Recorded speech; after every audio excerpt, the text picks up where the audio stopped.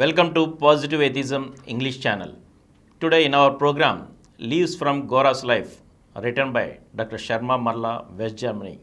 I am going to read out you the new chapter, Atheist Politics MH. Atheism is an integrated way of life. Atheists cannot separate life into economic, political, cultural, or social compartments. The whole life is one. According to the convenience of the workers and the needs of the time and the place, the emphasis on one aspect of the program or the other, political or cultural or social or economic, may vary. Nevertheless, the life is an integrated one. Therefore, the atheists worked mainly on the social aspects with intermarriages. But they felt they should take the economic and the political aspects also. The economic aspect was intimately related to programs of the Gandhi Sangh and wanted to work for economic equality, emphasizing the 13th item of the constructive program of Gandhiji. Regarding the political aspects, believing in the independence of the individual, atheists are democratic. Every individual feels that he is free. Dictatorship is theistic politics in the sense it subordinates individual to the authority of the state. So they have considered dictatorship inconsistent with the principles of atheism. Atheism recognizes the freedom of the individual and therefore the political program for atheism should be democratic. Atheists oppose dictatorship because it imposes restrictions upon the freedom of the individual. Though dictatorship achieved economic equality sooner, as it happened in socialist countries like Russia, still they thought they should work for economic equality by democratic methods. Now the party system undemocratic. Democracy at present has parties, but the party structure of the present democracy has taken democracy another step away from the people. The present democracy is the government of the represented people, but when the party comes in, this democracy becomes not the government of the represented people, but the government of the majority party among the representatives. So the democracy is converted into a partycracy. And this party system in democracy is not even representative of the majority party in rule, but they in their turn are controlled by the party boss who is often an outsider. He may not be an elected member of the assembly. Thus, legislation is controlled by the party bodies through the majority party government. Therefore, according to the party structure, democracy is not a government which represents the people, not even by the majority party representatives, but by non-representative people. That's why, according to the party structure, democracy is defeating its own purpose. So Gora and his friends, atheists, oppose the party structure of democracy. In fact, no constitution recognizes the party system. It is only a convention.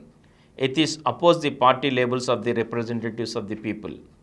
Gora held several seminars in this connection of propagating partyless democracy in Calcutta, Agra, Delhi, Madras, Bombay, Nagpur, Voltaire, and several places all over India.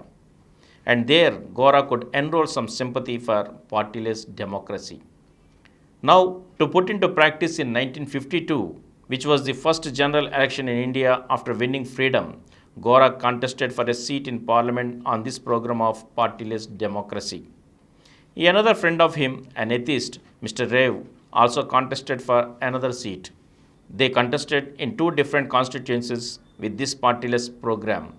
But this contest could highlight one point, that there is an ideology called partyless democracy. They wanted to use the election platform for the propaganda of partyless democracy. The atmosphere was so much agitated by the parties that it would not be possible for them to be elected on a partyless label. If they wanted to be elected, they would have to compromise with certain parties which never wanted to do. They never wanted to sacrifice the principle for the sake of getting elected. That was not at all their intention. Next, regarding pompousness. The second problem they took up in democracy is pompousness. Not only does the party system corrupt democracy, but the pomp and extravagance of the elected representatives and especially ministers also corrupts democracy. Every people's representative should be close to the common people. The common man in India hardly gets 1 rupee per day at that time. That is the per capita income in India. but the ministers on an average get about rupees 100 or rupees 200 per day. And then high salaries, free first class travel, and so many conveniences are also there. Therefore, they oppose this form of extravagance. A private person may be extravagant as he likes as long as the government permits private property. But a representative of the people is duty bound to lean towards the common man, just as the policeman on duty should wear the uniform. So also the representative of the people should lead a life close to the common man. A representative or a minister can have facilities for his special duties, but he should not have extravagant personal allowances. He should not enjoy extravagant comforts. A minister can have 5 or 6 secretaries if he likes, typewriters, accommodation to receive guests, but the furniture of his house and other things should not be pompous. He not need have ivory inlaid chairs which should be in a museum but not in the house of a minister or a representative of the people. Gandhi said that he was a representative of the people. He lived in a mud hut with mud floor and mud walls. He lived with untouchables. He was not an elected representative, but Gandhi considered himself the representative of the people because he was living close to the people. In Gandhi's land, the representatives often get elected in the name of Gandhi. If they do not lead a life close to the ways of simplicity of the common man, they are betraying Gandhi. So, partyless on one hand and pompousness on the other are the two urgent needs of democracy in India, particularly where the country is very poor. They took for election propaganda these two, partyless and pompousness, and Mr. Ravi and Gora got a good number of votes. They naturally lost, but in the constitution of Vijayawada, where Gora contested for the parliament seat, there were 8 candidates and each got a large number of votes. But Gora was very happy and never sacrificed the principles, and after the election, Gora got letters from some of the voters saying that they did not vote for him knowing that he won't be elected, but they appreciated the stand that he took. And from here, I shall continue in the next episode again.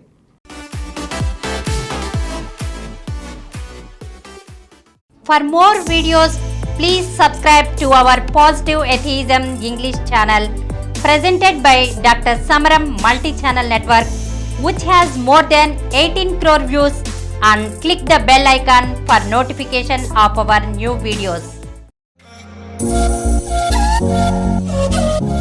Please download Samaram Multi-Channel app and watch your favorite channels from your mobile. App available on Google Play Store and subscribe to the channels.